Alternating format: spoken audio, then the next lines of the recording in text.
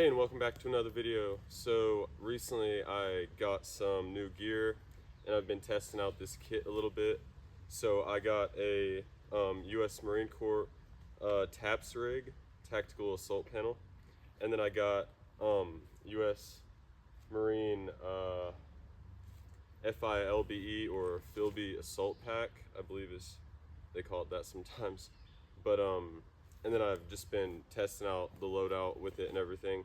It's a really good size pack, and the TAPS rig, they all go together really well. And the TAPS rig is a good alternative when you don't need to run armor or just for patrols and stuff like that.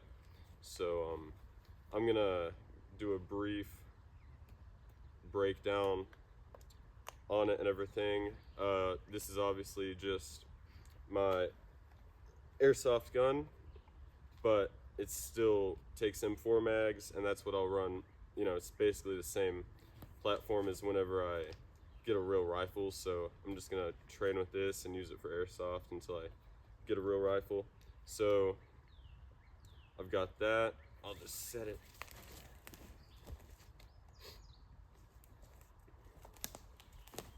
And in case anyone noticed, I did touch the pressure pad on my flashlight, so I need to get a cover for that for daytime and nighttime so I don't give myself away with it. But anyway, so right here I've got a cat tourniquet and trauma shears. On this side I have my canteen, 1-quart canteen and canteen cup. Then on this side I have my night vision, and then just some extra ammo. And then in here I've got a couple smoke grenades, but it's really just an all-purpose pouch, and I can keep whatever I need in there. And then I can keep 6 mags, and then I have my radio, but there's also another radio pouch, and I could put a mag on that side as well. And I do have some blank space here because I had the pouch, actually I'll show you on my assault pack, was right here, but then I switched it out so I could carry more on my assault pack that I didn't necessarily need on my fighting load. So I put this smaller admin pouch here, and it doesn't matter, but you can tell if you look close, these are a different color than the Coyote. This is actual surplus, and then these are new. It doesn't matter, but it bothers me sometimes, but it works fine, and it's a good color. It blends well and everything like that. So that does it for the fighting load. Then I just have a bump helmet. I do have ear pro on it. I don't have my comms actually hooked up to my radio. I need a separate PTT on my TAPS rig, but I'll add that later or get something different. So that way I don't have to keep changing back everything off my plate carrier and TAPS rig just to save time. So, and then I'm just running woodland camo. I usually run multicam, but it's spring and summer's coming and it's all green, so I figured I would test out woodland for a while. And it's a really good camo for this environment. So we'll get right into the assault pack, and I guess I'll change the camera angle for that. Alright, so for the assault pack, I haven't run this much. I actually just set it up today, but I figured I would go on and show it, and then I can show it later whenever I change it up a little bit. But it fits everything. It's not a ruck obviously, but it works for a 3-day, I think is what this is officially made for. You can make it go for a little more or a little less. You could add sustainment pouches or whatever, but this is what I added. It was on the TAPS rig. Oh yeah, and on my TAPS rig I carry these gloves, but I'm sure you saw that, so anyway. But on the outside I have my tarp for a shelter, and then I also have, we'll open up this pouch first. I also have my poncho in here, but I figured since it's been a lot of rain recently, I figured I would run a tarp and a poncho. That way I can set up a shelter and then still have my wet weather gear, and not be sacrificing it solely as a shelter. So that's why I'm running both. And then I actually also have in the main compartment, I have a pair of rain pants. That way, you know, the water doesn't run off the poncho onto my legs. So in here, I just have a lot of loose items. Got Israeli bandage and tourniquet with a Sharpie for the time. Then this would normally go on my kit. I actually just forgot to throw it on there. I changed stuff around so much that I'd just rather throw it in a pack. That way I don't forget it, you know. But normally this would be on my belt or on my kit somewhere. Then I have my old style military flashlight just from Tractor Supply, but it's a really good flashlight. Only downside is it takes 6 AA's, I believe, which is kind of a lot. But I get cheap batteries from Harbor Freight, so I can carry a bunch if I need to. I have my Ridgeline already set up, and then I've got my headlamp as well. And then I've got these gloves that I use for cooking. Then I have Gorilla Tape and my sewing kit just for any sort of repairs.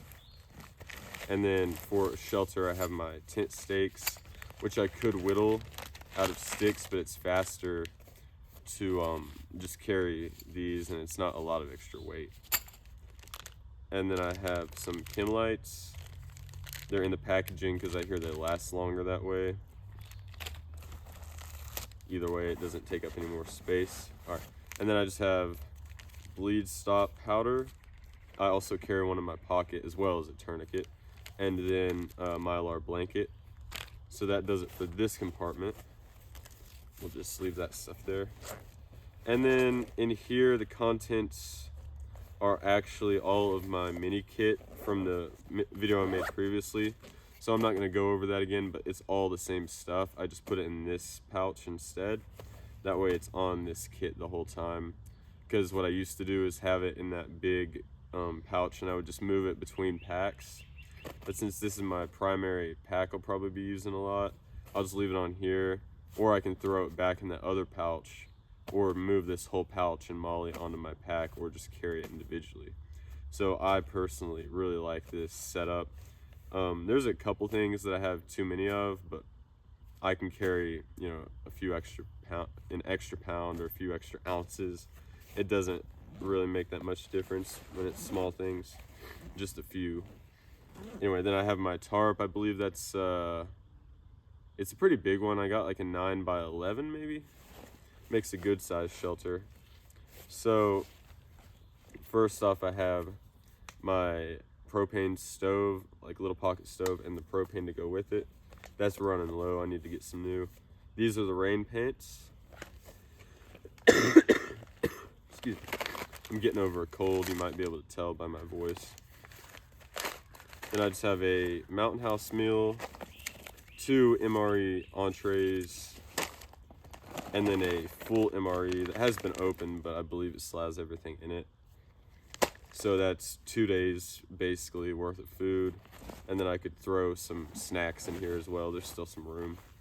And I have my USGI inflatable sleeping pad. I really like this. And then I have my hatchet, which I'm in the market for a better hatchet, but this one's done me pretty well, so we'll use it. And then lastly, I guess I'll pull it out. This is a new item. I haven't actually reviewed or anything yet, but I got the USGI modular sleep system, and this is just the Woodland bivy and Ranger bag. I took out the cold weather bag just because the Ranger bag is rated down to 30 degrees, so it's not going to get that cold. And with the bivy, that still helps, and it's wet, so it's worth carrying that. Excuse me. And shedding the cold weather bag really reduces the size, and it fits in here really well. So, but yeah, that's the kit, and let me know what you think of it. It's not totally complete, and there's probably a few things I could get rid of that there's too many of them or not necessary, but overall, I really like the setup. It is a little bit heavy for the size of it, but some of this gear is just kind of heavy, but it's not that bad.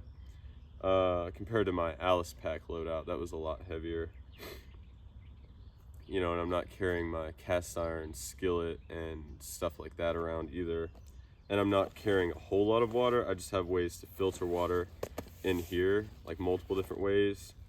And then on my fighting load, I do have my canteen cup that I can boil water in. I forgot to mention that.